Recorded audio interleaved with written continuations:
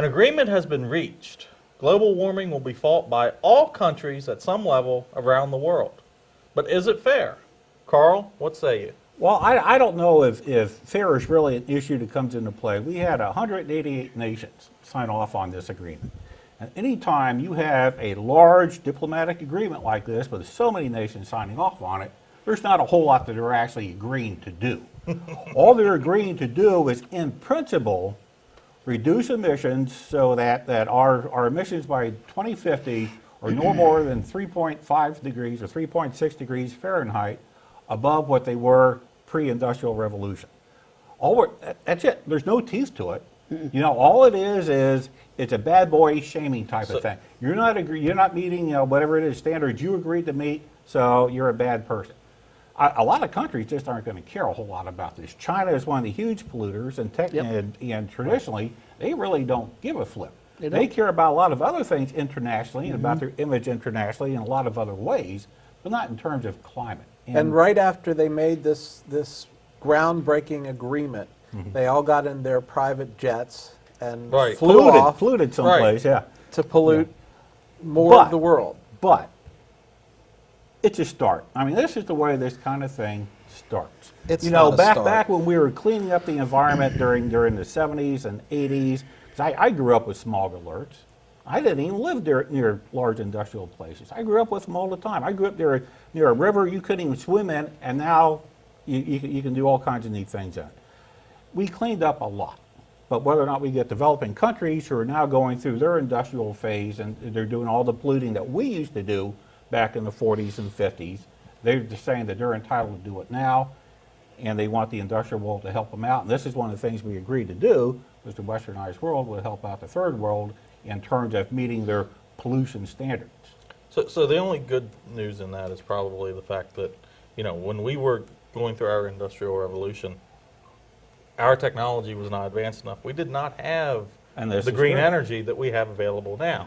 We can take the green energy technology that we have, and we can take that to the developing nations and help them develop a green country. And that's all well and good, but the problem is, as we know, green energy is not the cheapest energy. No. And these developing countries, in many cases, right now, I question that because of federal subsidies. Well, if we take away all the federal subsidies, is green energy still more expensive? I'm not sure. If you take away the federal subsidies, I would say it would be even more expensive to the consumer. Because coal, oil, they have federal subsidies as well, don't they? As long as we're not talking about egregious cost increases to the consumer. I mean, any time we have any kind of social and environmental improvement going on, you have private industry saying it's too expensive. I don't care what it is, you go all the way back to before the Industrial Revolution. Private industry will always say we can't do it because it's too bloody expensive. Government needs to come in and force the issue with it, and once it's done, we find out, yeah, it was a little expensive, but society could handle it, our economy could handle it. This is what we need to do now, and so far, it's working fairly well, I think. We're a heck of a lot cleaner now than we were 30 years ago. We are, but the technology being where it is, I think at some level we've reached a point of diminishing marginal utility of what we're trying to do. When you compare what we're doing today to what we were doing 30 years ago, dumping raw sewage in the Potomac River and chemicals and all of that stuff, yes, we are head and shoulders above where we were. But now, in terms of our curve, we're up here, and hopefully the technology expands so that we can make another big jump. But it's not there yet, and we're trying to force the technology, and that's why it's expensive. Things come in stages. You couldn't do the microcomputer. Well, if you didn't force it, you wouldn't have it eventually.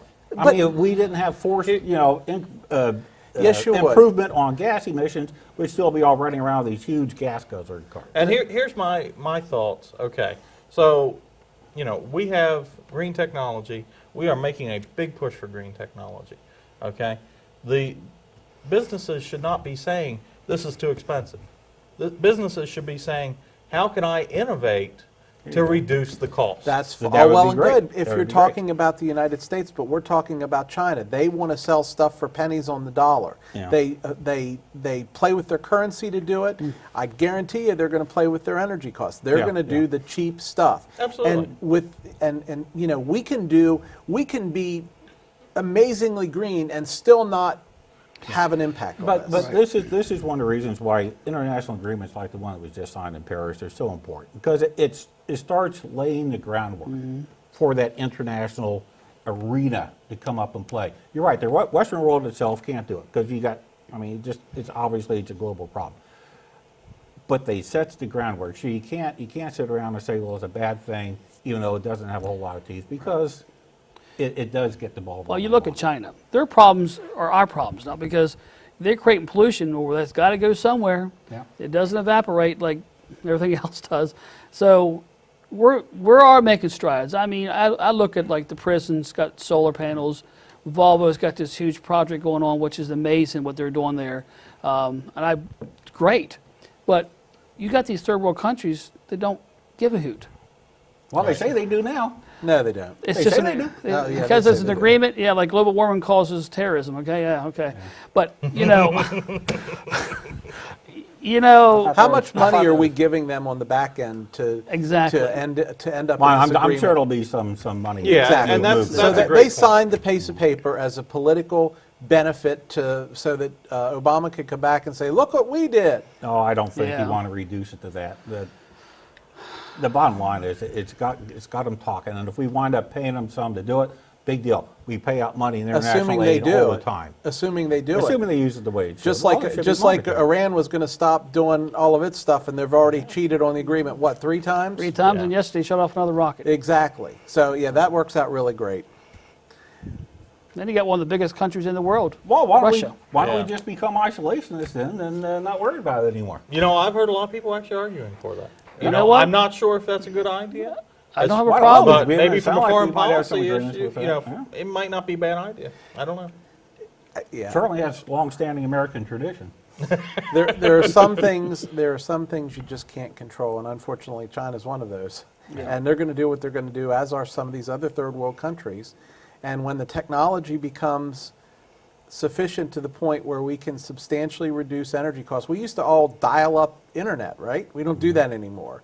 And Speak for yourself. I live out in the boondocks. you still dial up internet. The The point is, technology moves at the speed that it moves, and there's you can force that a little bit, but Yeah. you can't force wholesale Yeah. changes in technology Absolutely. because it's a stepping process. All right. Well, and I think you're going to have the last word on that, Jim. So coming up, the country was treated another